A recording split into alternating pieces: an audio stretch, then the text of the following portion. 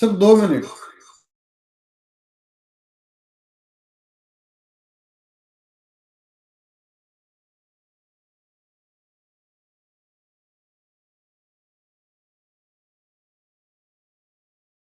Audible.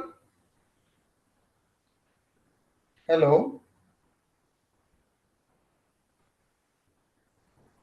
Hello. Sir आप Audible हो आपका। ये भी दिख रहा है, वीडियो भी दिख रहा है। सिर्फ थोड़ा सा वॉइस कम है सर। हाँ। 2 मिनट। थोड़ा सा टेक्निकल ग्लिच मेरी तरफ से आ रहा है।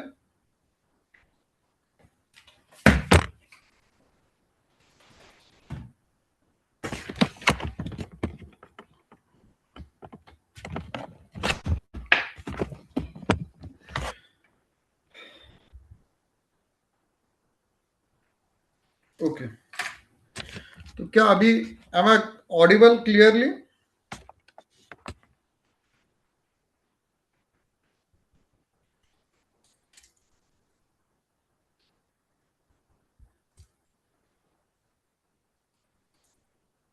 M I audible? Please let me know something. Heda sir, क्या आवाज ठीक से सुनाई दे रहा है?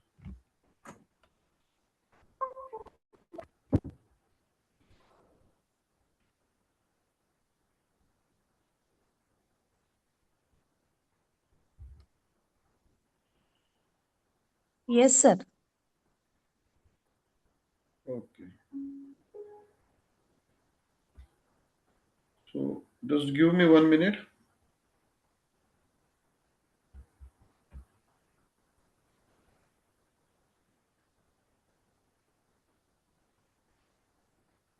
Okay, thank you. तो जैसे कि जिन लोगों ने अभी पिछला सियाटिका का ये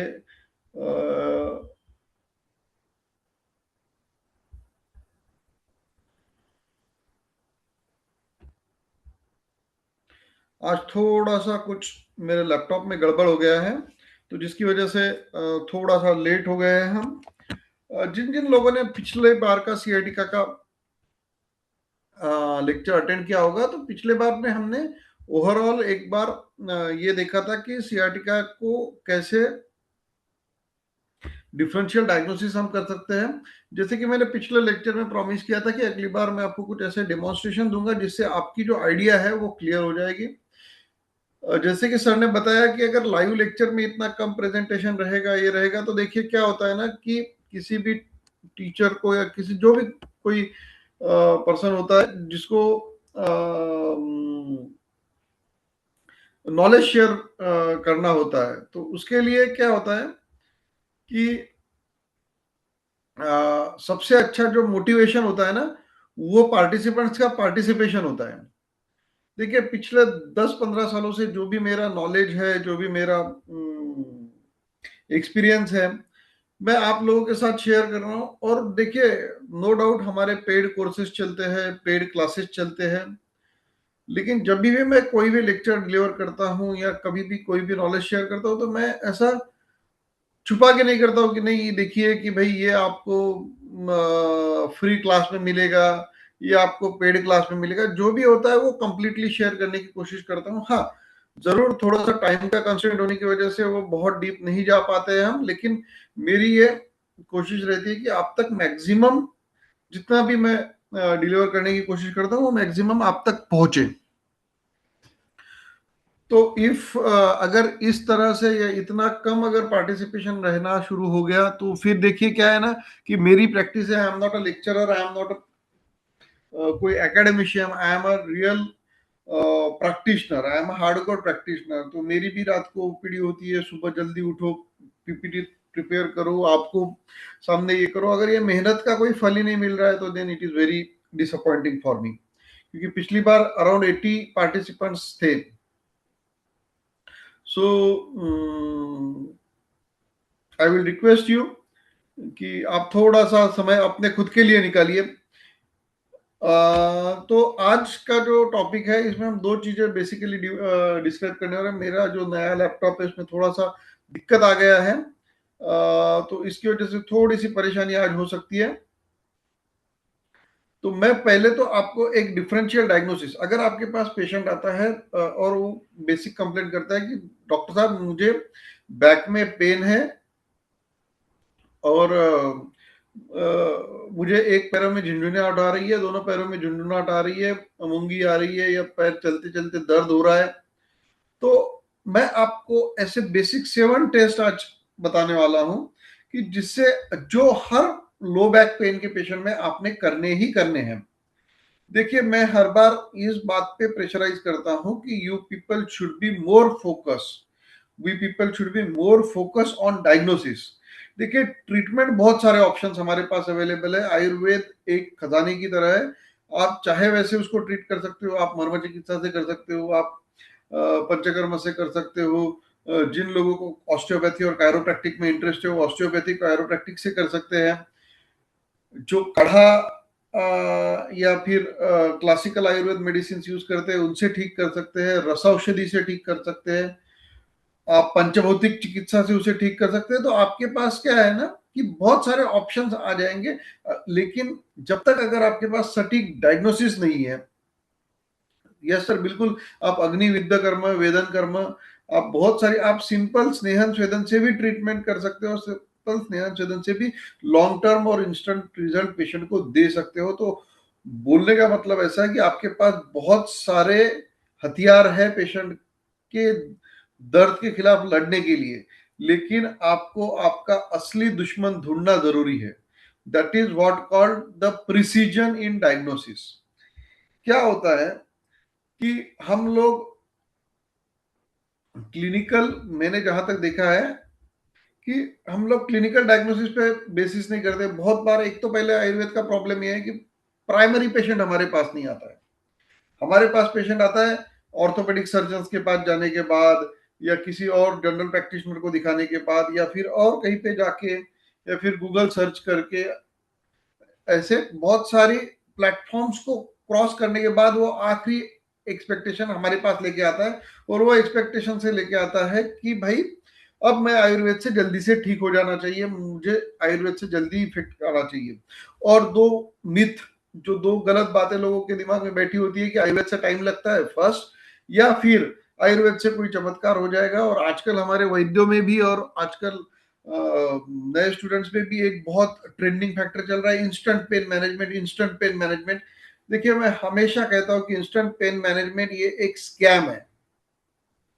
कोई भी चीज में जल्दबाजी अच्छी नहीं होती है, फिर वो पेन मैनेजमेंट में हो या किसी में हो। नो डाउट पेशेंट को दर्द से मुक्ति दिलाना एक अच्छी बात है। आप कोई पर्टिकुलर मॉडलिटी यूज करते हो, चाहे वो ओरल मेडिसिन हो, चाहे वो अग्निविद्या कर्म हो, चाहे कायरोप्रैक्टिक हो, ऑस्टियोपैथी हो, मर्म चिकित्सा हो, या और कोई लेपर हो, धारा हो, कोई भी आप मॉडलिटी यूज कर रहे हो, लेकिन उसके पीछे आपका एक स्ट्रॉन्ग डायग्नोसिस होना जरूरी है। क्योंकि अगर आप डायग्नोसिस नहीं करोगे तो फिर क्या होगा ना कि आप रिप्रोड्यूसेबल रिजल्ट नहीं दे पाओगे, आपको समझ में नहीं आएगा कि पेशेंट सही में उसका पेन मैनेजमेंट हुआ है या सिर्फ पेन सपरेशन हुआ है।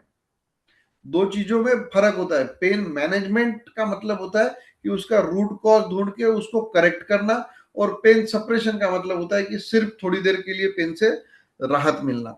और हमारी इस लेक्चर सीरीज का इस इसका उद्देश्य ये है कि हम अगर खुद को पेन मैनेजमेंट एक्सपर्ट बोलते हैं, हम अगर खुद को पेन मैनेजमेंट स्पेशलिस्ट बुलाना चाहते हैं, तो हमें उस लेवल पे पेन को समझना पड़ेगा, उसका रूट कॉज समझना पड़ेगा, उसका डायग्नोसिस समझना पड़ेगा। इसीलिए आपने देखा होगा जिन लोगों ने पिछले लेक्चर सीरीज ये किया है कि मेरा 90% फोकस रहता है कि आप अच्छा डायग्नोसिस करना सीखिए। तो चलिए, आज मैं एक वीडियो आपके सामने, प्री रिकॉर्डेड वीडियो, क्योंकि लाइव रिकॉर्डिंग ये होता है, जिसमें ये 7 टेस्ट जो होती है, ये 7 टेस्ट हम आज की वीडियो में प्राइमरी देखने वाले हैं कि जो हर लो बैक पेन और रेडिकुलोपैथी के पेशेंट में आपको करना चाहिए। Just give me 1 second.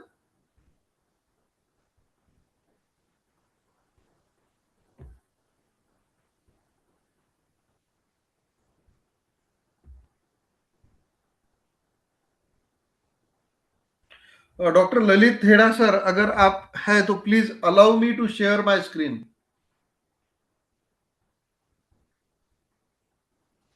हाँ सर। मेक मी होस्ट और को होस्ट।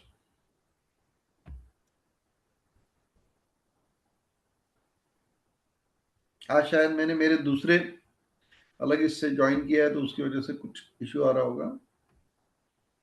हाँ सर, मैंने को होस्ट किया है। Thank you sir.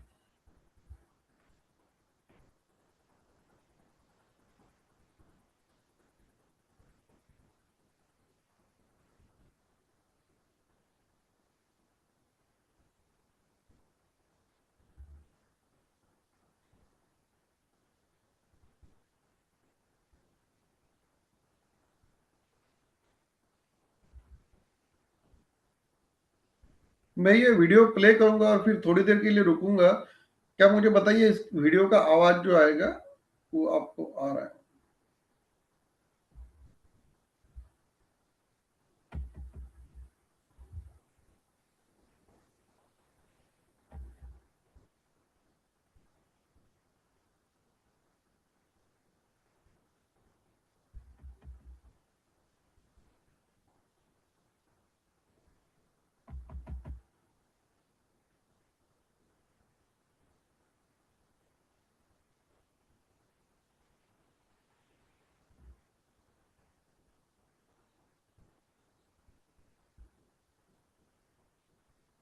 जस्ट एक दो मिनट दीजिए मुझे, I will fix that issue.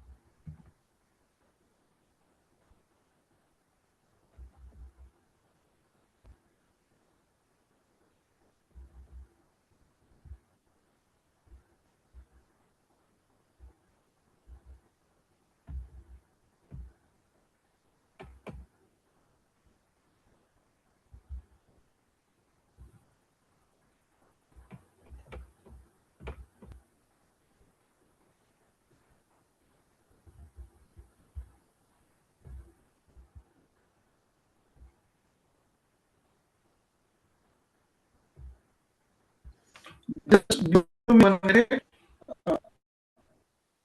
It will be done. Sorry for the interruption.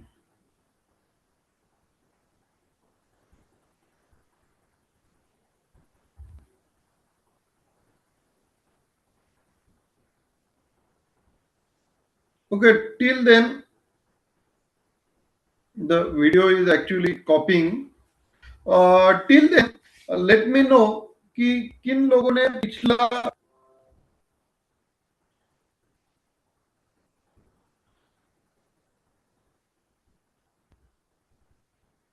Lecture attend किया था। Type yes in the chat box.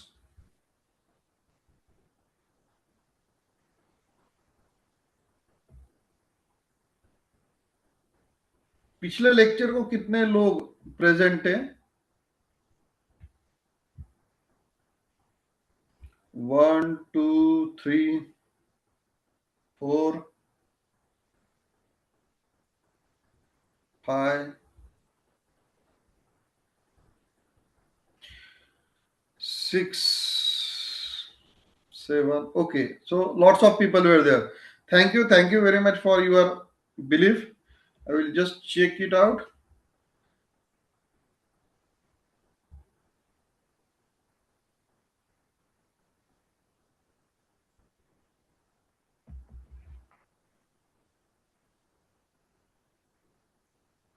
SLR, straight leg test. Yes. Here is the good news that the video is been playing. Okay, so मैं ये video play करूंगा, फिर 1 minute के लिए रुक जाऊंगा क्योंकि मुझे वीडियो प्ले होते हुए मुझे आपके चैट दिखते नहीं है, तो प्लीज लेट मी नो कि आपको साउंड क्लियर आ रहा है या नहीं है. Okay, thank you for your patience.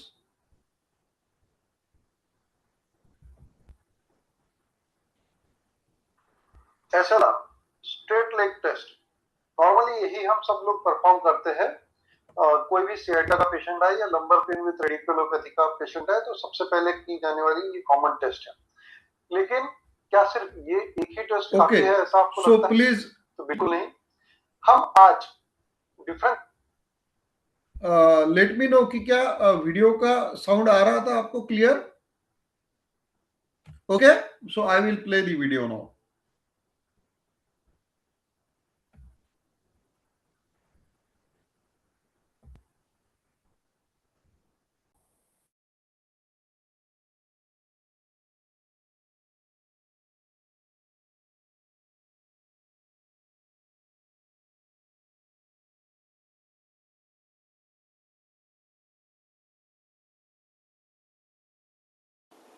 SLR, straight leg test. Normally यही हम सब लोग परफॉर्म करते हैं. कोई भी सियाटिका का पेशेंट है या लंबर पेन विद रेडिकुलोपैथी का पेशेंट है तो सबसे पहले की जाने वाली ये कॉमन टेस्ट है. लेकिन क्या सिर्फ ये एक ही टेस्ट काफी है ऐसा आपको लगता है? तो बिल्कुल नहीं. हम आज डिफरेंशियल डायग्नोसिस ऑफ SLR के बारे में बात कर रहे हैं, differential diagnosis of sciatic pain के बारे में बात कर रहे हैं.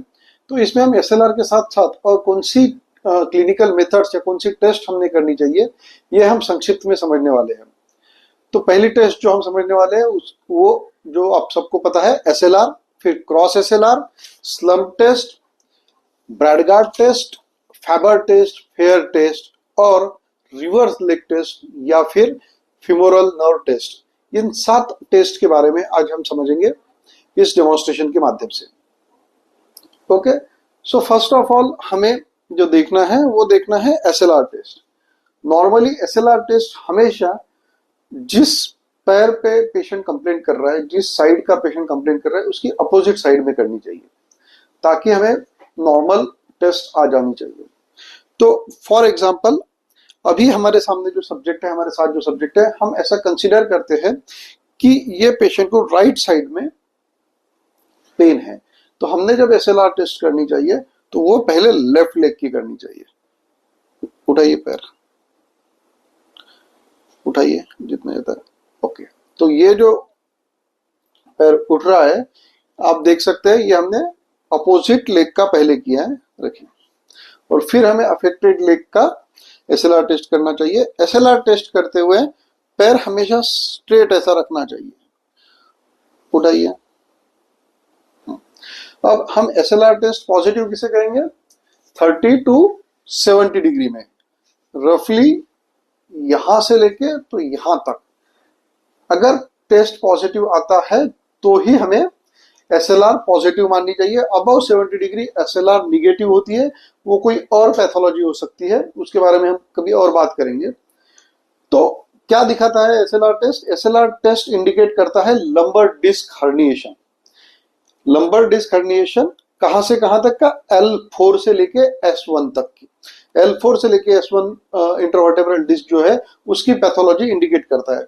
बहुत बार क्रॉनिक डिस्क हर्निएशन में SLR टेस्ट निगेटिव आ सकता है. इसीलिए SLR टेस्ट का जो मेजर सिग्निफिकेंस है वो एक्यूट कंडीशन में ही ज्यादा होता है. तो क्रॉनिक केस में कभी कभी फॉल्स निगेटिव भी आ सकता है. देन हम करते हैं सेकंड टेस्ट जिसका नाम है क्रॉस SLR. क्रॉस SLR टेस्ट का मतलब क्या होता है कि अगर पेशेंट कंप्लेंट कर रहा है कि मुझे राइट लेग में पेन है, और जब जैसे मैंने कहा था आपको कि हमेशा अपोजिट साइड का स्ट्रेट लेग टेस्ट पहले करना चाहिए। तो उठाइए पैर वापस। जब पेशेंट पैर ऊपर कर रहा है उस वक्त अगर पेशेंट कंप्लेन करता है कि अभी मुझे लंबर पेन हो रहा है, जबकि अफेक्टेड लेग राइट साइड में है, लेकिन अगर लेफ्ट लेग उठाने पर भी patient is complaining about the lower back pain या फिर radiculopathy in the right leg, यानी जिस पेन में तकलीफ है उसी पेन में अगर कंप्लेन कर रहा है अपोजिट पैर उठाने पे, तो उसे कहते हैं क्रॉस लेग टेस्ट। और इसका सिग्निफिकेंस क्या है? ये सेंट्रल डिस्क प्रोलैप्स को इंडिकेट करता है, यानी फिर आपको ये समझना होगा कि it is a central disc prolapse. Okay, then हम करेंगे स्लम टेस्ट। ओके, 2 मिनट हम स्लम टेस्ट को थोड़ा पोस्टपोन करते हैं। उससे पहले हम आते हैं ब्रेगार्ड टेस्ट पे। ब्रेगार्ड टेस्ट क्या होता है कि वापस एक बार हम एसएलआर जो अफेक्टेड लेग है उसी में हम करेंगे। पैर उठाइए।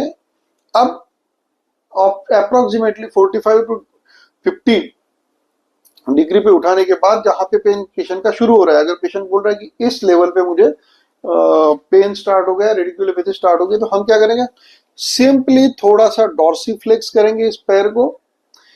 इफ पेशेंट इज टेलिंग कि पेन बढ़ रहा है तो it is a sciatic nerve irritation, तो जिससे कंफर्म हो जाएगा कि this is a radicular pain because of this sciatic nerve compression. लेकिन अगर पेशेंट बोलता है कि आई एम फीलिंग बेटर, मुझे अच्छा लग रहा है डॉर्सीफ्लेक्स करने के बाद, तो इट मीन्स वो एक हैमस्ट्रिंग टाइटनिंग है, हैमस्ट्रिंग स्ट्रेच है। It is nothing to do with the neural compression, spinal element उसमें इन्वॉल्व नहीं है। इसे क्या कहते हैं? Bragard test. एक बार और हम ब्रेगार्ड टेस्ट को समझेंगे।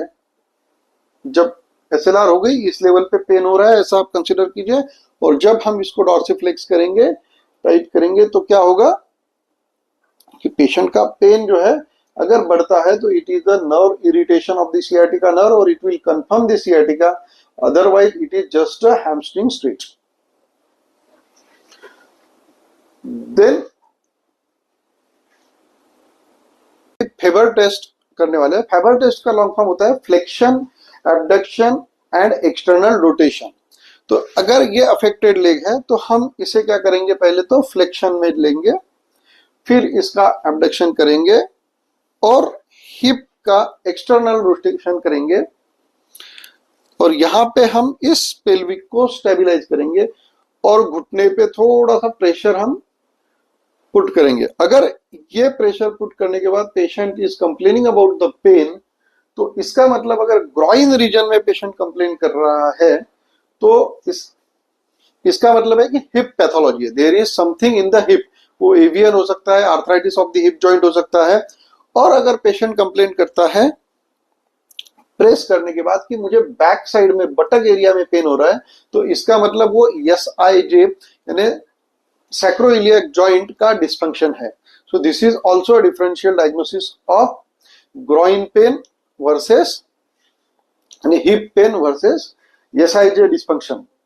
Now we are going to do the piriformis test, या जिसे फेयर टेस्ट भी कहते हैं।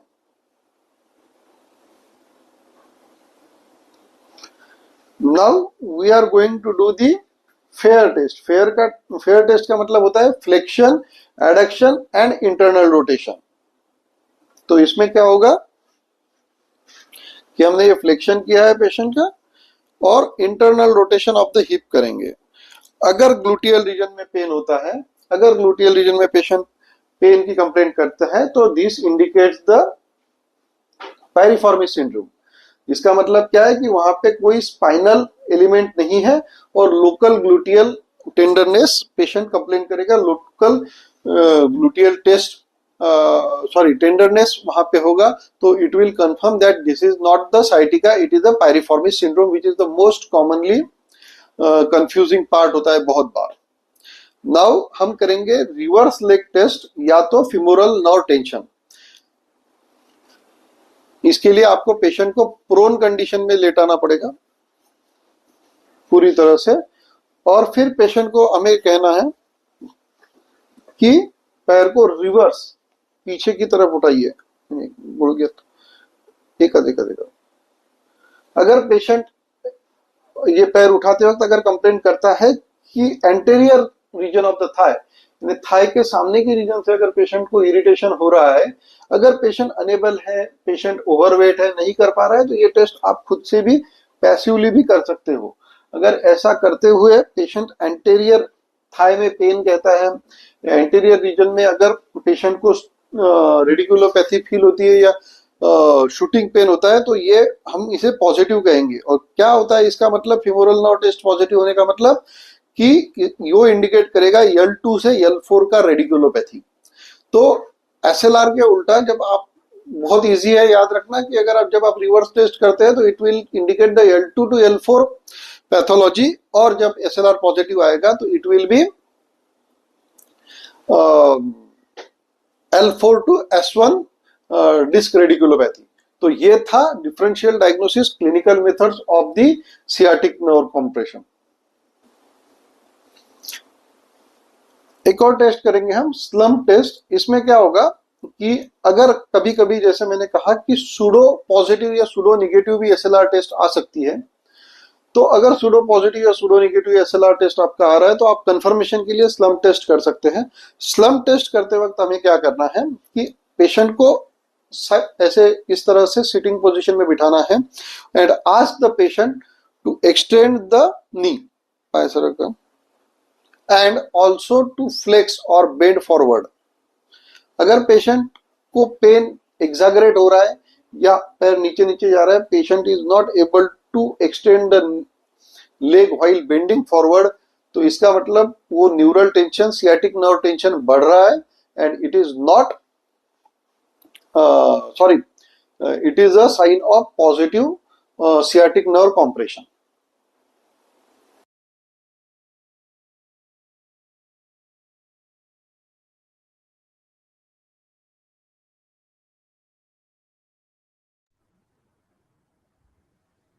ओके, सो आई होप कि आपको पूरी तरह से वीडियो वॉज क्लियर और I would be able to demonstrate it very clearly and आसान शब्दों में मैंने समझाने की कोशिश की।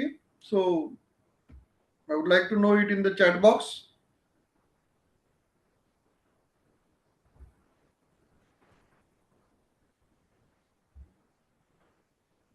क्या आपको किस चीज में समझ में नहीं आया, या ये टेस्ट जो थी easy to understand, easy to perform? देखिए क्या होता है कि अगर आप इस तरह से पेशेंट को चेक करते हो, इस तरह से अगर आप पेशेंट को ये करते हो, तो पेशेंट विल बी सेटिस्फाइड कि नहीं डॉक्टर साहब, ऐसे तो मुझे किसी पेशेंट ने चेक ही नहीं किया, ऐसे तो मुझे किसी पेशेंट डॉक्टर ने चेक ही नहीं किया, इतना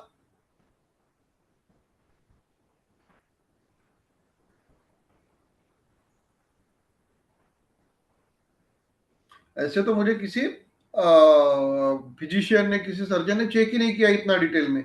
तो वो इटसेल्फ आपका फैन बन जाएगा कि यार डॉक्टर ने कुछ अलग तरीके से मुझे चेक किया, मुझे बहुत डिटेल में चेक किया।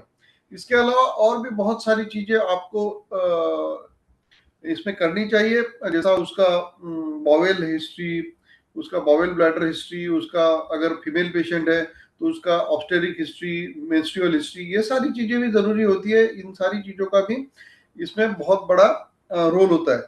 लेकिन ये जो हमारी सीरीज थी, आज का जो ये टॉपिक था, वो था कि सियाटिक पेन बियॉन्ड एसएलआर। ये हमने इसका थीम रखा था कि सियाटिका के लिए बहुत सारे लोगों ने रिक्वेस्ट की थी कि सियाटिका पेन हम समझना चाहते हैं, सियाटिका का डायग्नोसिस हम सीखना चाहते हैं। तो उसके लिए ये एक सिंपल टूल किट मैंने आपको दिया है,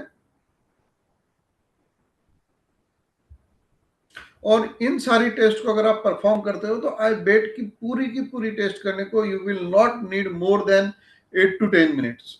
अगर आप 8 to 10 मिनट्स इस तरह से पेशेंट को चेक करोगे तो आपका डायग्नोसिस क्लियर हो जाएगा कि क्या सही में वो पेशेंट को लंबर रेडिकुलोपैथी है या उसको एवियन जैसे सिम्टम्स की स्टार्टिंग है। तो आप बहुत जल्दी एवियन को डायग्नोस कर सकोगे। बहुत लोगों ने एवियन के बारे में भी पूछा था, वैसे ही एसआईडी डिस्फंक्शन, जिसके बारे में हमने फर्स्ट वीडियो में नी पेन के डिस्कस किया था कि सैक्रोइलियक जॉइंट डिस्फंक्शन की वजह से भी सैक्रोइलियक जॉइंट डिस्फंक्शन की वजह से भी पेशेंट को पेन होता है। तो आप अगर इस तरह से डायग्नोसिस करोगे तो आपका पिक्चर क्लियर हो जाएगा कि आपको एक्चुअल में ट्रीट क्या करना है। अब इसके साथ में और कुछ बातें हैं। अगर पेशेंट एसएलआर, हाँ डॉक्टर काले सर, आपका पॉइंट मुझे समझ गया, मैं समझाता हूँ कि आपको समझ में नहीं आया है।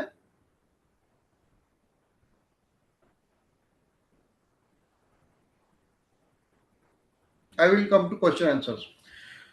तो कुछ चीजें मैं इंपॉर्टेंट इसमें आपको बोलना चाहता हूँ कि जब अगर एसएलआर टेस्ट कर रहा है patient, for example this is the right left leg, this is the right leg, मैंने बताया था कि अपोजिट साइड का हमेशा पहले चेक करना चाहिए।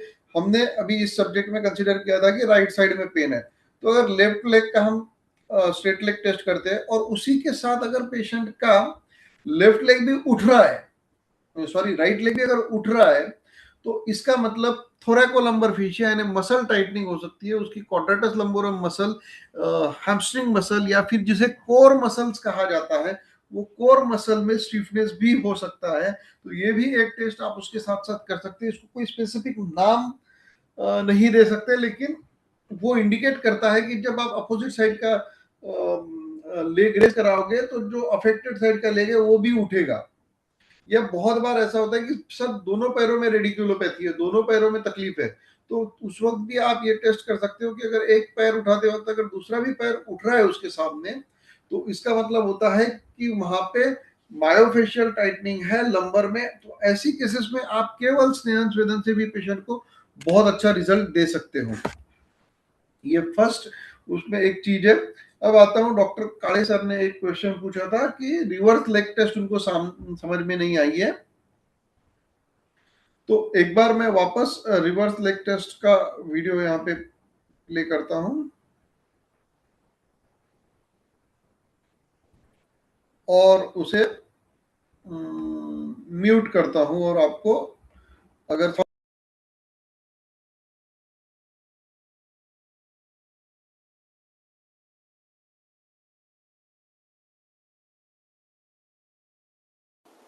SLR straight leg test, normally यही हम सब लोग परफॉर्म करते हैं। कोई भी सियाटिका का पेशेंट आए या लंबर पेन विथ रेडिकुलोपैथी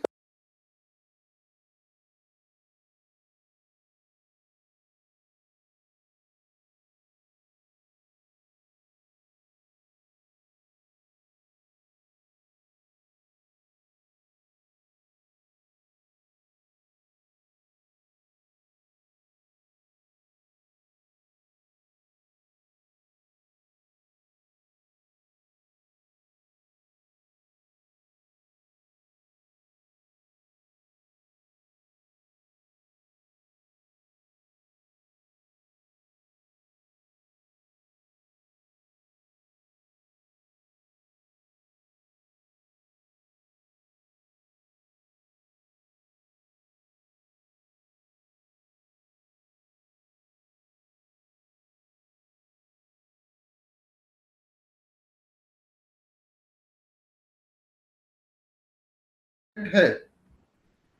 तो जब भी आप अग्निकर्म करो, ट्रीटमेंट करो, तो वो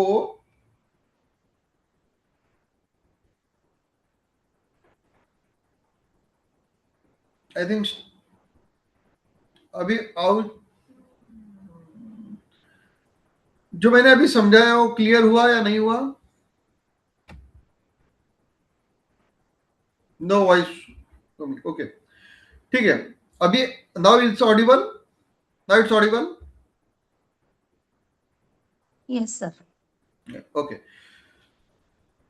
ऐसा समझिए कि ये पेशेंट है और ये प्रोन पोजीशन में सोया है, तो जब हम उसको पैर उठाने के लिए बोलेंगे, रिवर्स लेग टेस्ट उसको राइज करने के लिए बोलेंगे, या पैसिवली हम उसका पैर उठाएंगे, तो patient will complain from the anterior aspect of the thigh, सामने की तरफ से पेशेंट कंप्लेन करेगा, ये साइड पे शूटिंग पेन होगा, शूटिंग पेन होगा, दर्द होगा, न्यूरल टेंशन फील होगा। तो ये जब ऐसा ये साइन पॉजिटिव साइन होगा फिमोरल नर्व कॉम्प्रेशन के लिए, और फिमोरल नर्व कॉम्प्रेशन कहाँ होती है? L2 से लेके L4 तक। सियाटिक नर्व कॉम्प्रेशन कहाँ होता है? L4 से लेके S1 तक। तो अगर SLR टेस्ट पॉजिटिव आती है तो then it is a sciatic nerve compression between L4 to S1। और अगर रिवर्स लेग टेस्ट पॉजिटिव आती है तो then it will be L2 to L4। तो जब भी आप अग्निकर्मा या विद्याकर्मा या वेदन कर्मा जो भी आप करना चाहते हो, वो अगर उस पर्टिकुलर सेगमेंट में अगर आप करते हो तो you will get maximum result. तो ये होता है फायदा क्लिनिकल डायग्नोसिस का और प्रिसीजन का। Doctor Kale sir, I hope कि now it is clear.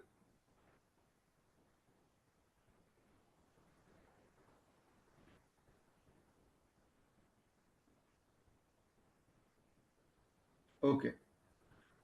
Then somebody also asked some question.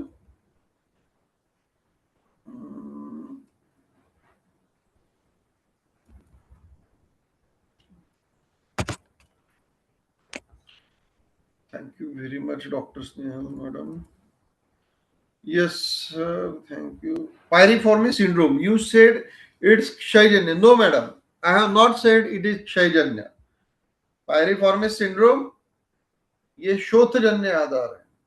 अगर पायरिफॉर्मिस सिंड्रोम क्या होता है? पायरिफॉर्मिस मसल जो होती है,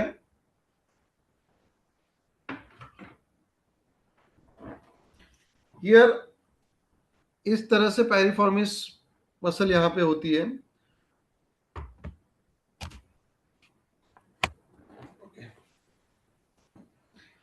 इस तरह से यहाँ पे पायरिफॉर्मिस सिंड्रोम मसल होती है, और यहाँ से जो हमारी सियाटिक नर्व जाती है वो इस पायरिफॉर्मिस मसल में कॉम्प्रेशन हो जाती है। और बहुत बार लोअर लिम्ब का रेडिकुलोपैथी होती है, लेकिन इस पायरिफॉर्मिस सिंड्रोम में स्पाइनल इन्वॉल्वमेंट नहीं होता है, लोकल टेंडरनेस होता है, जिसमें फेयर टेस्ट आपका पॉजिटिव आता है। तो नर्व कॉम्प्रेशन जो होता है यहाँ पे होता है। बहुत बार पेशेंट कंप्लेन भी करता है कि सर मुझे यहीं पे पेन है, कमर में पेन नहीं है, बट हमें पायरिफॉर्मिस सिंड्रोम और सीआरटी को डिफरेंशियल डायग्नोस करना पड़ेगा। पायरिफॉर्मिस सिंड्रोम बहुत रेयरली मिलता है, बट बहुत बार मिस डायग्नोस भी हो जाता है।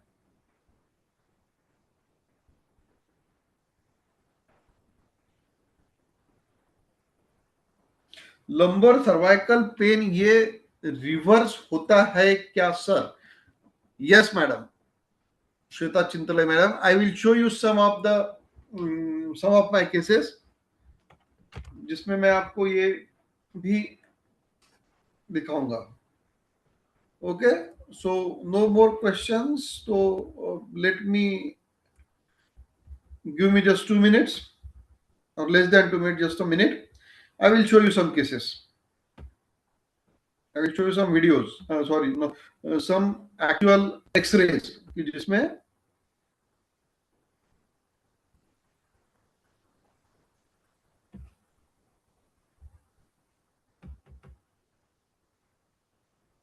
okay.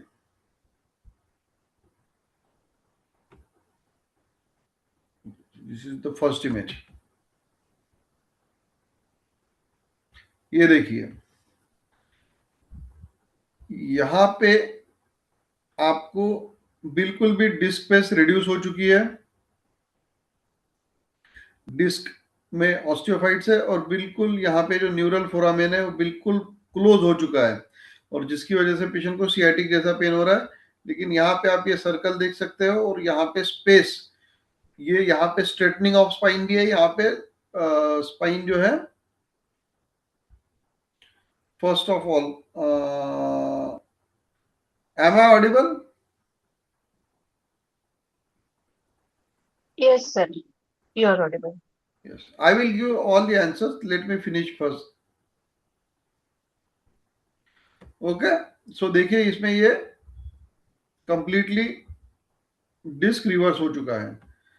और not only I am saying this, this is the word of radiologist कि anterior posterior marginal osteophyte L5 vertebra, there is a reduction in L5 S1 intervertebral disc space, लेकिन bracket में क्या दिया है, improved as compare to previous x ray dated 23/4। Okay, ये previous x ray था और ये बाद में का आफ्टर एक्सरे है, जिसमें इट हैज बीन प्रूव्ड कि हमारी ट्रीटमेंट के बाद जो न्यूरल कॉम्प्रेशन है वो कम हो गया है। This is the second case. इसमें मैं दोनों जगह दिखाना चाहूंगा आपको।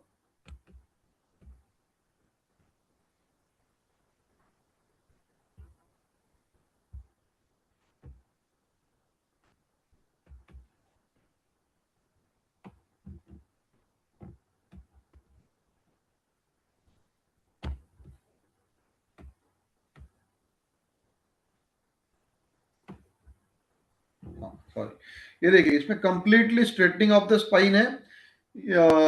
ये जो लाइन मैंने बीच में से खींची है, इसको आप ऐसा समझिए कि ये आपका सजाइटल प्लेन की मेन लाइन है, और इसके 2/3 ऑफ द वर्टेब्रल बॉडी ये इसके एंटीरियर होनी चाहिए, और 1/3 ऑफ द एंटीरियर बॉडी ये पोस्टीरियर होनी चाहिए। देखिए यहाँ पे L5S1 का कॉर्ड कॉम्प्रेशन भी है और इट इज नर्व कॉम्प्रेशन भी, और complete straightening of the spine हो चुका है। यहाँ पे भी आप देख सकते हो कि there is the tilting, there is the shifting. ये न्यूरल, ये ऑब्चुलेटर फोरामेन और इस ऑब्चुलेटर फोरामेन में डिफरेंस है। And the patient is having the severe sciatic pain। अब ये आफ्टर वीडियो में देखिए कि यहाँ पे ये 2/3 सामने आ चुका है, ये रिस्टोर हो चुका है इनका। इस वीडियो, इस एक्सरे में देखोगे तो कंप्लीट स्पाइन स्ट्रेट है। इसमें देखोगे तो देखिए ये जो नेचुरल लॉर्डोटिक कर्व है ये आ चुका है। सेकंड थिंग, यहाँ पे जो न्यूरल फोरामेन आपको बिल्कुल भी नहीं दिख रहा था, यहाँ पे देखिए, यहाँ पे बिल्कुल भी न्यूरल फोरामेन आपको नहीं दिख रहा है। Slightly zoom it again. देखिए यहाँ पे बिल्कुल भी न्यूरल फोरामेन दिख नहीं रहा है, जबकि हम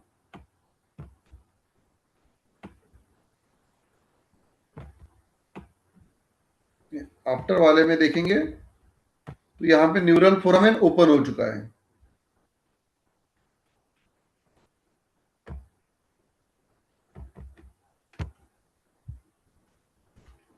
देन दिस इज अगेन, ये देखिए स्ट्रेटनिंग का साइन है, यहाँ पे न्यूरल फोरामेन कंप्लीट कॉम्प्रेस हो चुका है। दोनों भी ऑब्चुलेटर फोरामेन आपको दिख नहीं रहे। This is the pelvic tilt, ये साइन होता है पेल्विक टिल्ट का। इसके ऊपर हम देखेंगे तो यहाँ पे स्कोलियोटिक कर्व पेशेंट का दिख रहा है। नीचे अगर आप देखोगे तो पूरे तरह से ये डिस्क, बिकॉज ये बाद में ये एक्सरे क्लियर नहीं है, लेकिन अगर आप इसमें देख सकते हो, थोड़ा सा जूम करके देखते हैं हम। देखिए यहाँ पे डिस्क स्पेस कितना कम है, जबकि यहाँ पे आप क्लियरली डिस्क स्पेस देख सकते हो और न्यूरल फोरामेन भी ओपन देख सकते हो। और ये जो माल अलाइनमेंट यहाँ पे दिख रहा था पेल्विक का, ये देखिए पेल्विक में ये माल अलाइनमेंट था, ये माल अलाइनमेंट भी पेल्विक में करेक्ट हो गया। फोरामेन भी थोड़े ओपन हो चुके हैं। और this is not only my, ये पेशेंट, ये पहला जो हमने देखा था उनका ये after x ray, previously seen reduction in L5S1 intervertebral disc space is increase as compare to previous x ray dated 23/5। एक ही रेडियोलॉजिस्ट के दोनों भी ये है, आप देख सकते हो 18/3 और 28/4, यानी अप्रोक्सीमेटली 1.5 महीने के ट्रीटमेंट के बाद दिस इज द चेंज। ये एक इंटरेस्टिंग सर्वाइकल का आपने पूछा था मैडम, तो सर्वाइकल में ये देखिए, ये एक्सरे आप देख सकते हो कितना ज्यादा कॉम्प्रेशन यहाँ पे आपको दिख रहा है, कंप्लीट डिजनरेशन दिख रहा है। और ये इस एक्सरे में आप देखिए कि कितना ये हर इंटरवर्टेब्रल डिस्क आपका सेपरेटली दिख रहा है। This is the clear.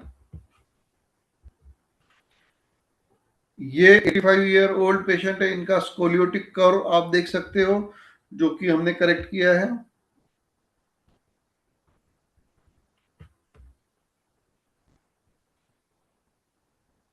So I hope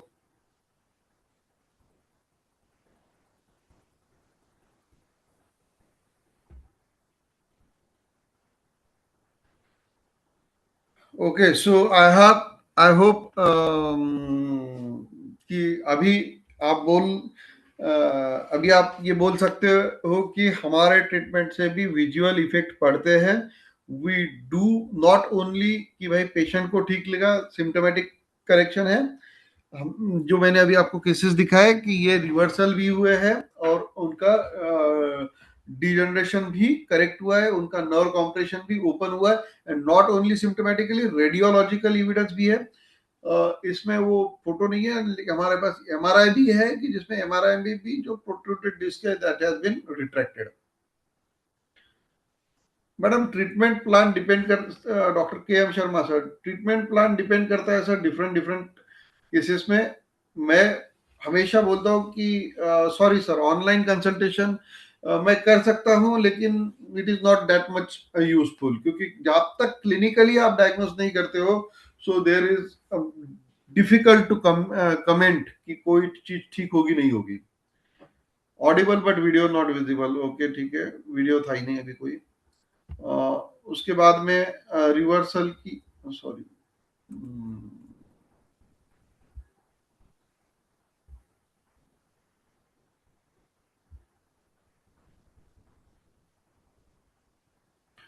lumbar cervical pain ये रिवर्स होता है क्या madam? Already I have shown you some examples. Cervical disc निकाल दी है पेशेंट की, but of operate he is having spasticity in leg. Madam I have to check the patient, not only because उसमें बहुत सारी चीजें होती है। Sir your online consultation possible, I have told कि इट इज डिफिकल्ट। आप call पे कोई केस डिस्कस करना चाहते हैं तो कर सकते हैं, बट बहुत मुश्किल होता है बिना पेशेंट को देखे किसी डिसीजन पे पहुंचना। रिवर्सल के लिए ट्रीटमेंट क्या देना चाहिए और इंटरनल एंड एक्सटर्नल बस्ती का कैसे करें? मैडम इंटरनल एक्सटर्नल बस्ती दोनों यूज करना चाहिए। और रिवर्सल के लिए madam again the first question कि व्हाट इज द डायग्नोसिस, किसका रिवर्सल करना चाहते हैं आप? ये साइजे पॉइंट प्रॉब्लम है,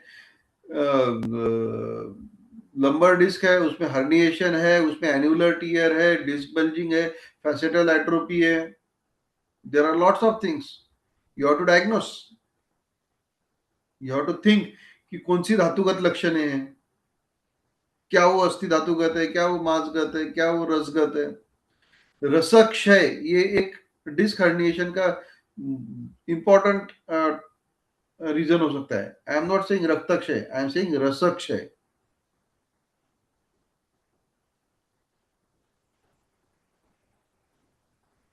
जिस पेशेंट को सर्वाइकल स्पॉन्डिलोसिस है उसमें knee joint pain, lumbar pain, leg pain सब होते हैं, इसकी पैथोलॉजी क्या है सकती है?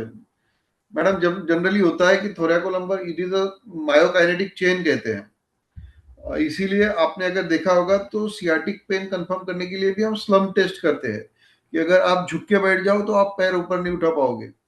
अगर सर्वाइकल स्पॉन्डिलोसिस का लेक्चर आपने अटेंड किया होता तो you may have got that answer कि हमने ऑलरेडी सर्वाइकल सॉरी हमने शोल्डर पेन के लिए ये बताया था कि how it works myokinetic chain.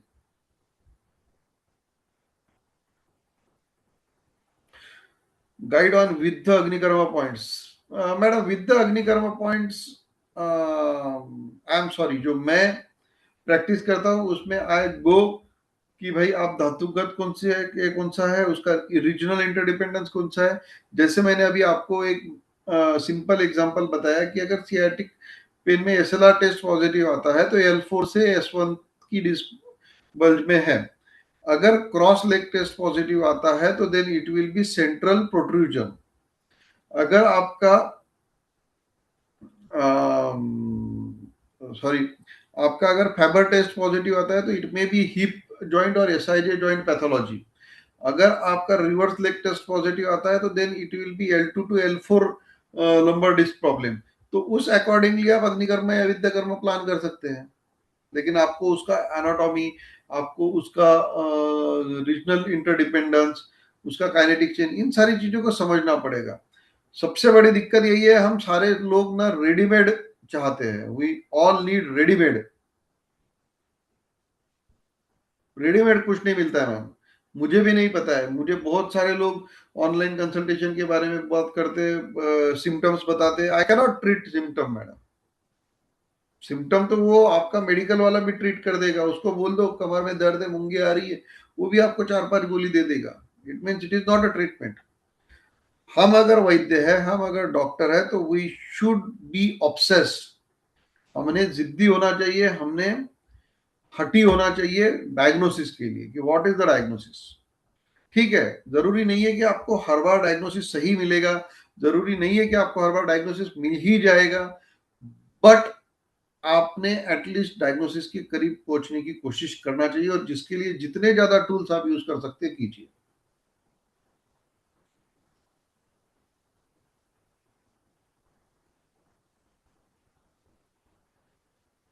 मैंने अभी समझाया मैडम कि अगर उनका ओरिजिन ही अलग है तो पॉइंट भी अलग ही होंगे, अग्निकर्म और विद्यकर्म का। Isn't it? ओरिजिन L2 से कर रहा है, आप एल सबसे बड़ी बात तो हम सरफेस एनाटॉमी भी नहीं जानते हैं। आई एम सॉरी टू से, लेकिन बहुत लोगों को यह भी नहीं पता होगा कि L5 होता क्या है। कोई मुझे बता पाएगा एग्जैक्टली कि आप सरफेस एनाटॉमी में L5 इंटरवर्टेब्रल स्पेस या L5 को कैसे डायग्नोस करेंगे?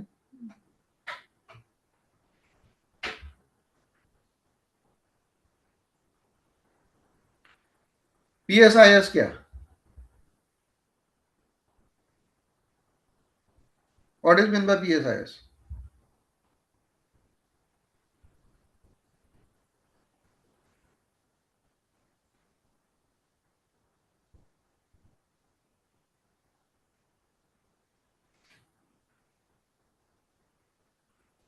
एग्जैक्टली डॉक्टर रश्मि मैडम, कि इंटरवर्टेब्रल स्पेस बढ़ने के लिए मज्जा धातु पे काम करना पड़ेगा।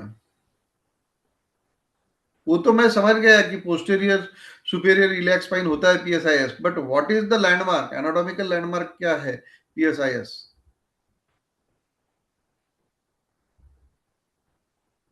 और कहा कैसे आप PSIS को कैसे पल्पेट करोगे, PSIS को डायग्नोस कैसे करोगे ये PSIS है? Dimples, okay, taken your point कि PSIS जो दो डिंपल्स होते हैं उनको कहते हैं।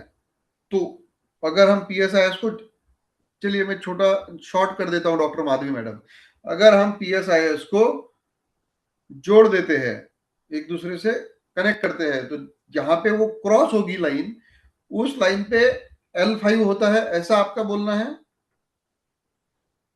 Doctor Madhavi madam? And congratulation madam, big clap to you कि एटलीस्ट आपने कुछ आंसर दिया है।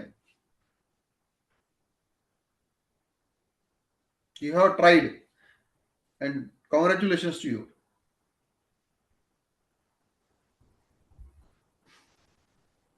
iliac crest, yes 2।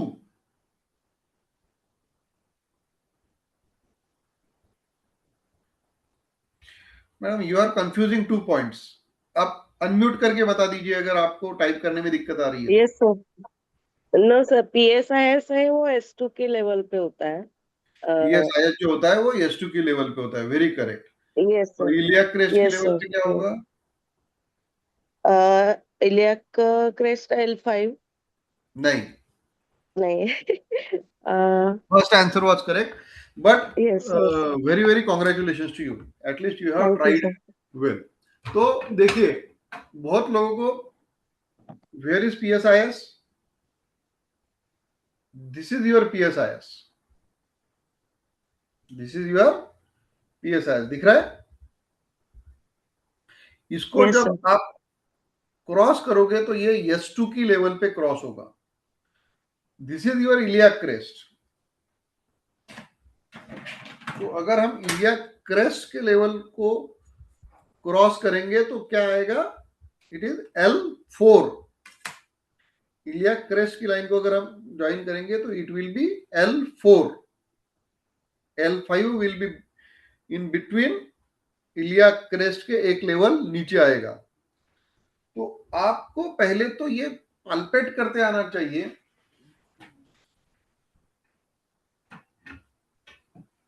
उसके बाद में आप पॉइंट डिसाइड कर पाओगे।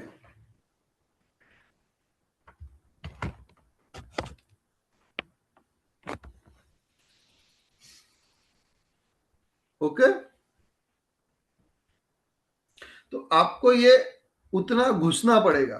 अगर आप खुद को स्पेशलिस्ट बोलना चाहते हो, आप खुद को एक्सपर्ट बोलना चाहते हो, तो you should behave like a expert, you should study like an expert, you should have the knowledge like an expert.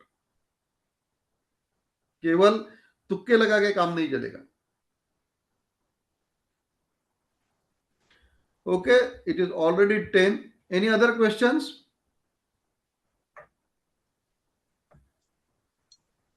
Namaste, sir. Namaste. This is Dr. Hemlata, who have attended your classes earlier. Okay. Thank you, sir. Can we get the recordings of the previous classes, sir? You have to contact Dr. Lalit, sir. Sir एक बार मैं इसके बारे में instruction देता हूँ। Recordings हम लोगों ने टेलीग्राम ग्रुप पर डाले हैं, प्लीज आप टेलीग्राम ग्रुप को ज्वाइन कर लीजिए, क्योंकि वहां पर पुराने मैसेजेस, पुरानी सब चीजें वहां रहती है। सेकंड चीज है कि मैक्सिमम लोग लाइव ज्वाइन करने की कोशिश कीजिए, जैसे कि लेक्चर के स्टार्ट में सर ने और मैंने दोनों ने हमने कहा है। और आप प्लीज ग्रुप में भी ये डालिए कि मैक्सिमम लोग लाइव आइए बोल के, क्योंकि क्या होगा ना, अगर समझो आप लाइव नहीं आओगे तो 2-3 ऑप्शन हमारे पास है कि रिकॉर्डिंग 3 घंटे के लिए ही अवेलेबल है, एक लेक्चर की रिकॉर्डिंग दी, एक नहीं दी। तो फैकल्टी को भी इंटरेस्ट आना चाहिए, इंटरेक्टिव सेशन होना चाहिए। इसके लिए थोड़ा सा मेरी रिक्वेस्ट है, आप लोगों को टेलीग्राम ग्रुप की लिंक हमने कल के मैसेज के लिंक के साथ में डाली है, उसको ज्वाइन कर लीजिए, वहां पर हम रिकॉर्डिंग डालेंगे। और पुराने लेक्चर की रिकॉर्डिंग भी वहां है। Thank you, sir. Sir, one doubt, sir, apart from this lower thing, in the upper back, if there are muscle tear, what investigation has to be done, sir, to rule out muscle tear in the upper back near scapula? What investigation should we advise? Okay. So next topic जो रहेगा हमारा, it will be a mid back pain and periscapular region pain. Okay, sir? Yes. Lalit sir. Sir excuse me sir. Yes. Sir flat foot पे भी एक ले लीजिए, बहुत cases है अभी। देखिए, flat foot, what is the prevention in flat foot in the age of 20? Madam, flat foot is a congenital condition, उसमें कोई प्रिवेंट नहीं कर सकते हो। Flat foot is a congenital condition. Flat foot basically fallen arch होता है। इसमें आपको कंटिन्यूअस एक्सरसाइजेस पेशेंट को करना जरूरी है। कुछ हम एक लेक्चर लेंगे जिसमें फुट की अलग अलग कंडीशंस होती है, जैसे फ्लैट फुट है, मॉर्टन्स फुट है, फॉलन आर्च है, हाई आर्च है। इस पे हम एक लेक्चर लेंगे पोडिएट्री पे। Okay, yes sir. तो हेमलता मैम, तो फर्स्ट ऑफ ऑल पेरिस्कैपुलर रीजन जो होता है, वहां पे मसल टियर और ये होने के चांसेस बहुत कम होते हैं। पेरिस्कैपुलर रीजन बहुत कॉमनली आपको ओपीडी में मिलेगा, जिसका डायरेक्टली जो कंसर्न होता है वो गुल्म के साथ आप कर सकते हो। आयुर्वेद में गुल्म चिकित्सा में ये लक्षण बताया गया है। अगर आप गुल्म की चिकित्सा करते हो तो उसमें भी आपको पेरिस्कैपुलर रीजन या मिड बैक पेन में आपको काफी अच्छा रिजल्ट मिलेगा। मिड बैक पेन का एक और रीजन होता है कि कॉन्स्टिपेशन और टाइट आपका डायफ्राम मसल। बिकॉज जैसे आज क्यों लाइव लेक्चर करना जरूरी है, इसका रीजन आज जैसे माधवी मैडम ने बात किया, जैसे मैंने एनाटॉमिकल लैंडमार्क की बात, आज से सब लोग जब भी लो बैक पेन चेक करेंगे, लो बैक केस चेक करेंगे, तो आप हर बार ये चेक करने की कोशिश करोगे कि क्या मैं मेरे spinous process L5, L4, L3 को मैं पाल्पेट कर पाता हूं। और आपको आज तक ये लैंडमार्क ये मिलेगा कि ओके, ये जो PSIS है, ये जो दोनों डिंपल्स बैक में है, इनकी जो, इनको अगर हम जोड़ते हैं, इनकी लाइन अगर जोड़ते हैं तो ये क्रॉस होगी S2 पे। उसके एक एक लेवल पे आपको जाना है गिनते हुए। अब मुझे आप बताइए कि कितने लोगों को ये पता था कि हम लंबर वर्टेब्रा की लेवल इस तरह से गिन सकते हैं। To be very frank, to be very honest, कि आज मैंने दो चीजें बताई जो लेक्चर का पार्ट ही नहीं थी, जो बेसिकली लेक्चर का पार्ट नहीं थी, कि आपका L4 कहां होता है ये, और एनाटॉमिकली कैसे उसको हमको चेक करना चाहिए, या आपको L5 कहां पर होता है। ओके, सो देखिए, और कितने लोगों में इतने L4 L5 पैथोलॉजी ट्रीट कर दी होगी, L5S1 पैथोलॉजी जो कि मोस्ट कॉमन पैथोलॉजी है L5S1 सियाटिक नर्व पेन में, लेकिन हमको पता ही नहीं कि उसको पाल्पेट कैसे करना है। तो जब ये मुद्दा निकला, जब ये बात लाइव इंटरेक्टिव सेशन में हुई, तो आज देखिए कितने लोगों को फायदा हुआ। आज जो 60-65 लोग इस लेक्चर में जुड़े हुए हैं, वो मैं डेफिनेटली मैं खुश हूं आज कि आज जब वो लो बैक पेन का पेशेंट चेक करेंगे, जब वो जाके लो बैक पेन का पेशेंट चेक करेंगे, जब वो जाके अपने ओपीडी में पेशेंट को देखेंगे, तो डेफिनेटली वो उनको आज ये पता रहेगा कि हम क्या ट्रीट करने वाले हैं।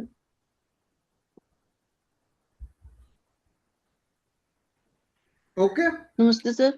यस, थैंक यू सर, जो सर आप हम लोग को इतना अच्छा नॉलेज दे रहे हैं। और दूसरा सर, ये जो क्वेश्चन है मेरा ये है कि जो जो वर्टिब्रा का जो स्पेस कम हो जाता है, तो सर मतलब कैसे समझेंगे कि अभी हम इसको रिकवर कर सकते हैं? जैसे बहुत ज्यादा कभी कभी गैपिंग कम हो जाती है। मैडम गैप कम क्यों होता है? सर तो 6 जन जैसे बीच में कार्टिलेज है वो मैडम हमको वही तो है बाद ना, का। ये अंदाजे से हम जो तुक्के लगाते हैं, यही इसी की वजह से हम रिप्रोड्यूसिबल रिजल्ट नहीं दे पाते। हमें ये सर ये समझना पड़ेगा कि इंटरवर्टेब्रल डिस्क क्या है। स्पेस जब कम होती है तो उसका ये क्या है, सिग्निफिकेंस क्या है? सर सिर्फ गैप मज्जा बढ़ाने के धातु। चक्कर में हम लगेंगे तो कैसा होगा? किसी किसी चीज की अगर रेसिपी पता नहीं है तो हम उसको बनाएंगे कैसे? हमें अगर उसका डायग्नोसिस ही पता नहीं है, उसका पैथोलॉजी ही पता नहीं है, तो हम उसे ट्रीट कैसे करेंगे? ठीक है, मज्जाक्षय है, तो मुझे बता सकता है कोई कि मज्जा धातु कैसे कोरिलेट होता है इंटरवर्टेब्रल डिस्क के साथ?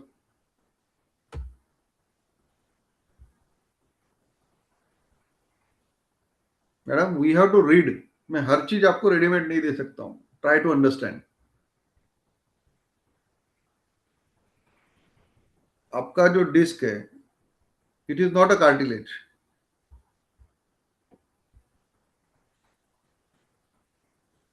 इंटरवर्टेब्रल डिस्क जो होता है वो दो चीजों से बना होता है, annulus pulposus, sorry, nucleus pulposus and annulus fibrosus. Annulus fibrosis जो कि हार्ड कवरिंग होती है, और न्यूक्लियस पल्पस जो कि एक सॉफ्ट जेली लाइक सब्सटेंस होता है। अब तकलीफ क्या है? अगर वो जेली लाइक सब्सटेंस कम हो गया है तो उसका ट्रीटमेंट अलग रहेगा। अगर एन्युलर टीयर है, एन्युलर डिजेनरेशन है, या एन्युलर ये है, तो उसका ये अलग रहेगा। दोनों चीजें अलग ओके रहेगी, सर। तो उसका ट्रीटमेंट भी अलग रहेगा। मैंने सर तभी जैसे बताया था थोड़ी देर पहले कि अगर वो रसक क्षय ये एक इंपॉर्टेंट पार्ट हो सकता है इंटरवर्टेब्रल डिस्क डिजेनरेशन का। हेलो, पेशेंट से अपॉइंटमेंट तो देख पा, कौन?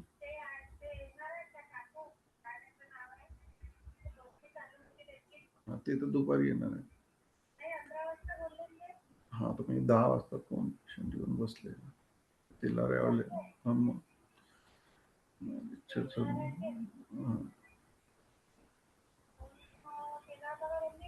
मला काय माहिती। ठीक, समझ में आया? तो हमको ओके सर। ये आपको समझना पड़ेगा मैडम कि हमें किस धातु का उसका पांचभौतिकत्व क्या है। केवल सिर्फ जी डिस्क स्पेस कम हो गई, डिस्क स्पेस कम हो गई और उसे बढ़ाना है, how can we do that? ये डॉक्टर्स, फिर लोग हमें नाम रखते हैं, फिर बोलते हैं कि इनको कुछ समझ में नहीं आता। So we should be aware जो हम ट्रीट कर रहे हैं। मैं बिल्कुल, मेरा ये कहना नहीं है कि मॉडर्न नॉलेज आपको बहुत ज्यादा होना चाहिए, मॉडर्न पैथोलॉजी होनी, लेकिन बेसिक चीजें जो है कि जब डिस्क स्पेस रिड्यूस हो रही है तो उसका रीजन क्या हो सकता है, पहले उसे ढूंढिए। हम उसे ढूंढते ही नहीं है, अच्छा। हम डायरेक्टली कोशिश करते हैं कि वो डिस्क स्पेस बढ़े कैसे।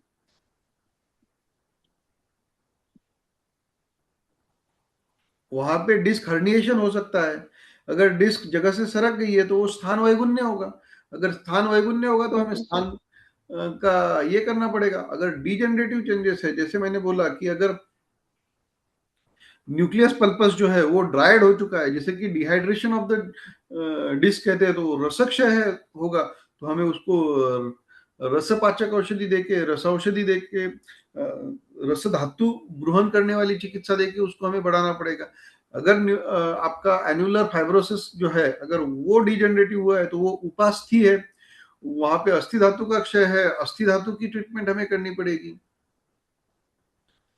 अगर वो ट्रॉमेटिक है, अगर वो आगंतुज है, तो हमें आगंतुज चिकित्सा वहां करनी पड़ेगी। Okay sir. तो ऐसा एक मैंने पहले ही कहा था कि please don't ask me the direct treatment. आप पहले आपका डायग्नोसिस बताइए मुझे कि ये है, इसमें मुझे अभी ध्यान नहीं आ रहा है कि क्या करना चाहिए। तो डायरेक्टली क्या है ना कि हम रेडीमेड डायग्नोसिस लाते हैं, रेडीमेड ट्रीटमेंट चाहते हैं। खुद से डायग्नोसिस करना पहले सीखिए कि क्या होना चाहिए। अगर पेशेंट को, जैसे मैंने आज आपको एक डेमोन्स्ट्रेशन दिया कि अगर आपके पास सियाटिका का पेशेंट आ रहा है तो आपको ये 7 टेस्ट उसके करने हैं, जिससे आप एक नतीजे पे पहुंचो। उसका रिपोर्ट्स, उसका एक्सरे, उसका एमआरआई, वो सब बाजू में रख दीजिए। पेशेंट को बिठाइए इत्मीनान से, उसको बोलना आप शांत हो जाइए। आपको आज तक, अभी तक जो जो डॉक्टर को आप दिखा चुके हैं, जिन जिन से आप सलाह ले चुके हैं, वो सारे महान डॉक्टर्स हैं, वो सारे डॉक्टर सही थे। लेकिन मुझे आपकी बीमारी समझनी है, मुझे समझना है कि क्या तकलीफ है। तो आपके ये जो रिपोर्ट्स है, आपके ये जो एमआरआई है, एक्सरेज है, सोनोग्राफीज है, इनको हम बाद में देखेंगे। पहले आप मुझे एक पेशेंट की तरह बताइए कि आपको क्या तकलीफ है, आपको क्या दर्द है। भले ही अगर वो कोई डॉक्टर आपके सामने बैठा हो, भले ही कोई वैद्य सामने बैठा हो, फिर भी उसे बताइए कि आप भूल जाइए कि आप डॉक्टर या वैद्य है।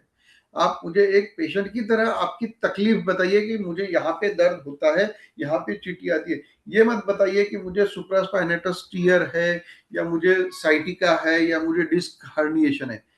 ये मत बताइए।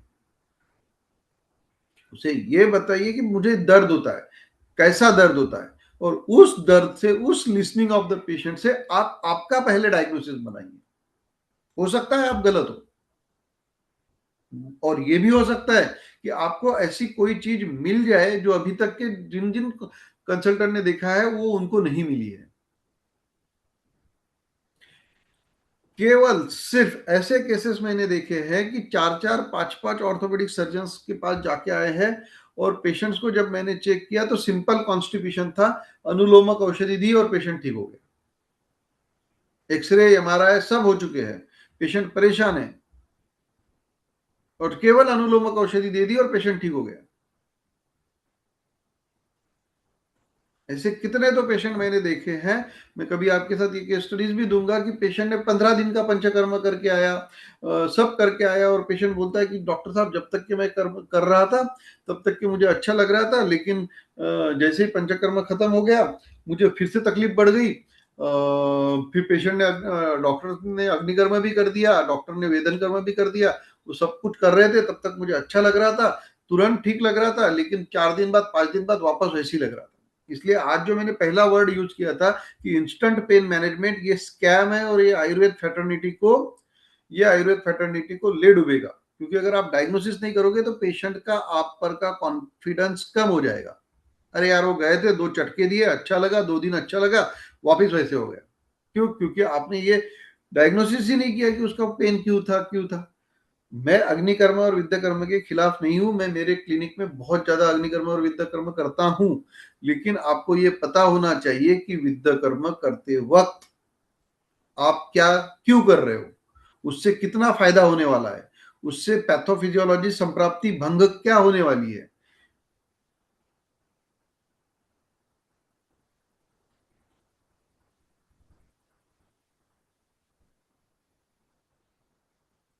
बहुत अच्छा सवाल है सर, कि उपयुक्तता ऑफ अभ्यंतर चिकित्सा in low back pain in हर टाइम उपकर्म और एनी टेक्निक लेनी पड़ती है। जरूरी नहीं है। मैंने अभी एक को एग्जाम्पल दिया। अभी मैं आपको 2 एग्जाम्पल देता हूँ, 2 केस स्टडीज आपको बोल देता हूँ कि पहली केस स्टडी कि पेशेंट को सीवियर लो बैक पेन है, पेशेंट सो नहीं पाता है, पेशेंट बोलता है मेरी पीठ टिकती नहीं है, पेशेंट ने एक्सरे एमआरआई कर लिया, there are absolutely no normal, x ray में केवल था कि straightening of lumbar spine.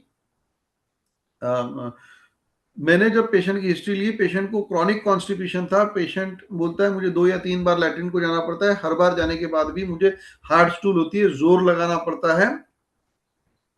Patient को 8 दिन का अनुलोमक दिया, पेशेंट ने कहा कि 90% मेरा पेन कम हो गया है। कोई भी स्नेहन स्वेदन नहीं, कोई अग्निकर्म नहीं, कोई वेदन कर्म नहीं, कोई भी प्रोसीजर या उपकर्म बिना किए पेशेंट को 8 दिन में पेन, जो कि पिछले 2 सालों से पेशेंट परेशान था, 8 दिन में पेशेंट ठीक हो गया। कोई फैंसी ट्रीटमेंट नहीं, कोई इंस्टेंट पेन मैनेजमेंट का दावा नहीं, कोई सद्य अग्निकर्म या इसका जरूरत नहीं, और पेशेंट इज सेटिस्फाइड। अगली बार पेशेंट 2 पेशेंट को और लेके आता है। सेकंड केस कि पेशेंट को दूसरी एक केस थी कि पेशेंट ने 15 दिन पंचकर्म कर लिया, पेशेंट को डिस्क हर्निएशन था, और पेशेंट को डिस्क हर्निएशन था, तो पंचकर्म कर लिया, ये कर लिया, 15 दिन पेशेंट ने ठीक हो गया। पेशेंट फिर उन्होंने कहा कि नहीं, वो अगर पंचकर्म से नहीं ठीक हो रहा है तो फिर उन्होंने अग्निकर्म किया। अग्निकर्म के बाद भी पेशेंट को ठीक नहीं हुआ, तो उन्होंने जलौ का उच्चारण किया पेशेंट को, क्योंकि रक्त मोक्षण कहा गया है। जलौ का उच्चारण के पास पेशेंट 8 से 10 दिन 15 दिन ठीक रहा, फिर से पेशेंट को वापस पेन आ गया। फिर वो पेशेंट मेरे पास, मेरा एक दूसरे पेशेंट लेके आए, बोले सर इनको बिल्कुल भी आयुर्वेद पे भरोसा नहीं है, क्योंकि इनका कहना है इन्होंने पंचकर्म, वो विद्याकर्म, अग्निकर्म सब कर लिया है, लेकिन इनको किसी से भी कोई भी जिससे फायदा फर्क नहीं पड़ रहा है। जब मैंने उनका एक क्लिनिकल एग्जामिनेशन किया, उनको टेस्ट किया, चेक किया, उसके बाद में मुझे एक 2 चीजें ध्यान में आई कि एक तो पेशेंट को आमस संप्राप्ति है। अब आमस संप्राप्ति में अगर आप पंचकर्म करोगे तो वो बढ़ जाएगा, फर्स्ट थिंग। अब आप बोल दोगे कि यार वो डॉक्टर ने डायग्नोज गलत किया था, नहीं, उन्होंने सिर्फ एक चीज की थी, वो घबराए थे। किस चीज के लिए घबराए थे?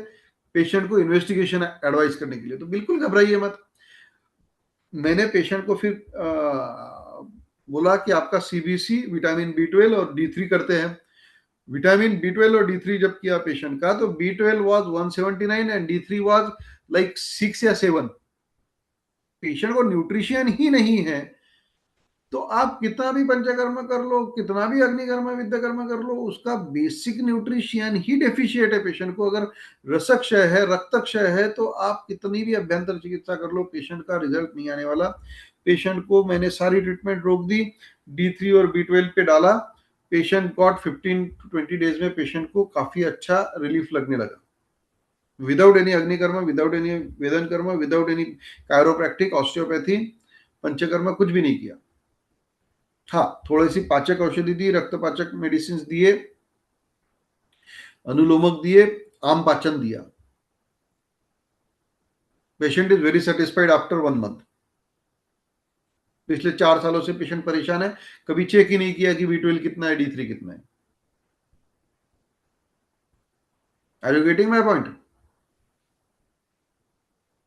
मैडम, हर चीज आप मुझसे रेडीमेड ले लोगे तो कैसे होगा?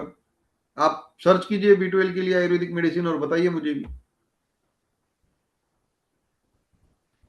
सर वस्तु चिकित्सा देंगे ना इसके लिए? सर वस्तु चिकित्सा रस पाचक देंगे देखिए, सर। आगे वापस चिकित्सा पे, आगे वापस चिकित्सा पे। अरे उसका B12 कम क्यों है, ये तो ढूंढो। Okay sir. सर हम वात आज आके हमारा सबका घोड़ा अड़ जाता है कि इसको ट्रीट कैसे करें। अरे ट्रीट हो जाएगा पेशेंट, आप डायग्नोज तो करो। आपका सवाल होना चाहिए था कि मैडम इतना, सर इतना B12 कम क्यों हुआ पेशेंट का, D3 इतना कम क्यों हुआ। हम वो ढूंढते ही नहीं है, हम आ जाते हैं, आ जाके उसको ये चिकित्सा दो, उसको वो चिकित्सा दो, उसको। अरे मैं हमेशा एक एग्जांपल देता हूं कि आप सारे इतने सीनियर वैद्य, सीनियर डॉक्टर्स हैं, आप हर जगह कोई ना कोई इस पे अटैच होंगे व्हाट्सएप ग्रुप पे, आप डाल दीजिए सिम्टम लेके, आप लेके सिम्टम लेके डाल दीजिए कि मेरे पास ऐसा एक फेक सिम्टम डाल दीजिए भले ही, कि एक ऐसा ऐसा पेशेंट है, उसको ऐसी ऐसी तकलीफ दिया है, ऐसी तकलीफ है, तो देख लीजिए आप, कोई आपको डिटेल कुछ नहीं पूछेगा, 10 मिनट में आपको 10 वैद्य 10 ट्रीटमेंट भेज देंगे कि उसको ये करो वो करो, कोई बोलेगा अग्निकर्म करो, कोई बोलेगा विद्याकर्म करो, कोई बोलेगा स्नेहन करो, कोई बोलेगा ये मेडिसिन दो, कोई बोलेगा वो मेडिसिन दो।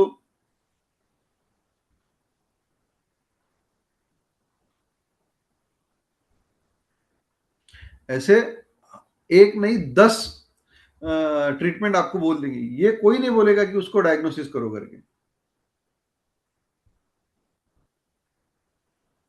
ओके सर, निदान देखना पड़ेगा पहले, और निदान जबकि परिवर्जन।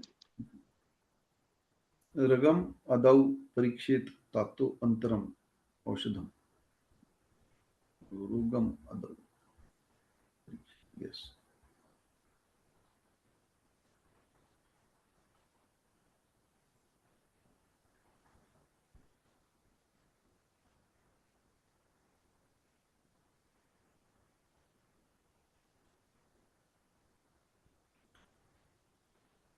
ओके, क्लू ये है मैडम कि B12 is a integral part of your blood, तो ये रक्तक्षय का आप इसको समझ सकते हैं, और रक्त प्रसादक द्रव्य जो भी है, रक्त पाचक द्रव्य भी है,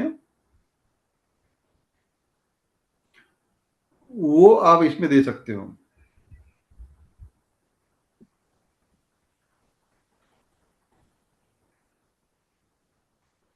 और ऐसा जरूरी नहीं है कि मैंने आपको ये 2 एग्जांपल दिए कि हर पेशेंट में आपको यही रीजन मिलेगा।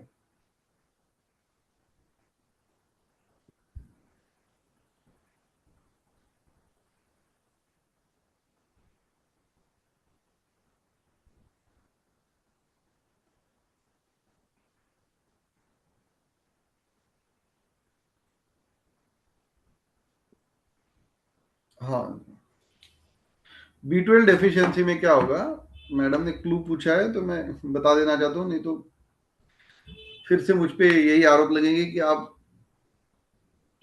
हाँ, तो एब्सॉर्प्शन अच्छा नहीं है, तो एब्सॉर्प्शन के लिए क्या है ना, B12 डेफिशिएंसी की वजह से स्लगिश पेरिस्टाल्टिक मूवमेंट भी होती है।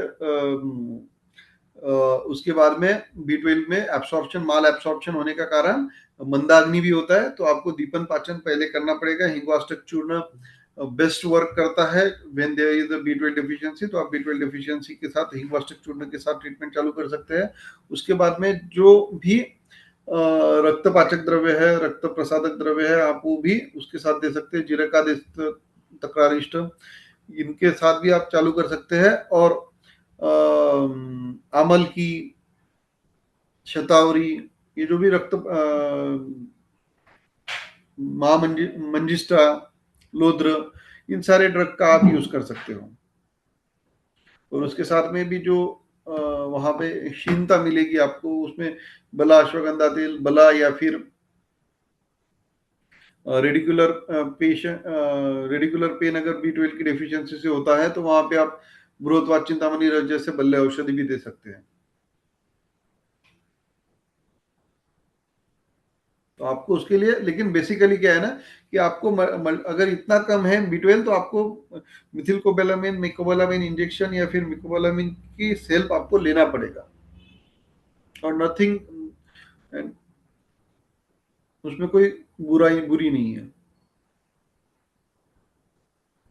तो बहुत केसेस में सर B12 और डी कमी आ रहा है। अभी जब भी हम देखते हैं तो हम सर वो नैनो लिक्विड जो होते हैं शॉर्ट्स वो देते हैं सर फिर। तो हाँ, दे उनका कुछ सकते हैं, तो प्रोटोकॉल फिर एक बार अगर आप डिस्कस करें तो सर B12 और इसका मैडम, इट ये is a very short period already, it is एक आज घंटे नहीं के सर, ऊपर नेक्स्ट सेशन हो नेक्स्ट चुका है। Next day definitely, you can arrange. Definitely yes, we will. Thanks a lot. I think it was a very long session.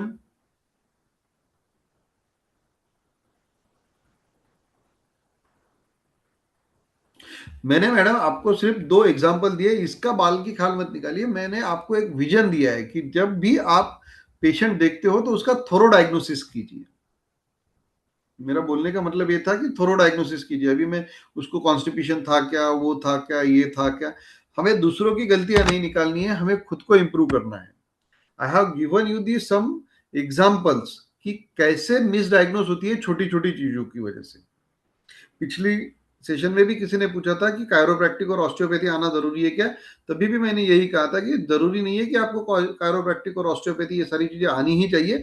अगर आप प्रॉपर डायग्नोसिस करते हैं तो आपको ट्रीटमेंट में बहुत सारे ऑप्शंस मिल जाएंगे। आपको बहुत सारे ऑप्शंस उसमें मिल जाएंगे। मैंने फर्स्ट लेक्चर का फर्स्ट सेशन में एक सेंटेंस कहा था जो कि मेरा फेवरेट सेंटेंस है कि when why is clear how is very easy. When why is clear how is very easy. आप संप्राप्ति को समझिए। संप्राप्ति भंग के लिए आपको बहुत सारे तरीके मिल जाएंगे। जरूरी नहीं है मुझे ही फॉलो करें। I want you people to empower. I don't want you people to follow me. मेरी कोई इच्छा नहीं है कि आप लोगों ने मुझे फॉलो करना चाहिए या मैं जो ट्रीटमेंट करता हूं उसे फॉलो करना चाहिए।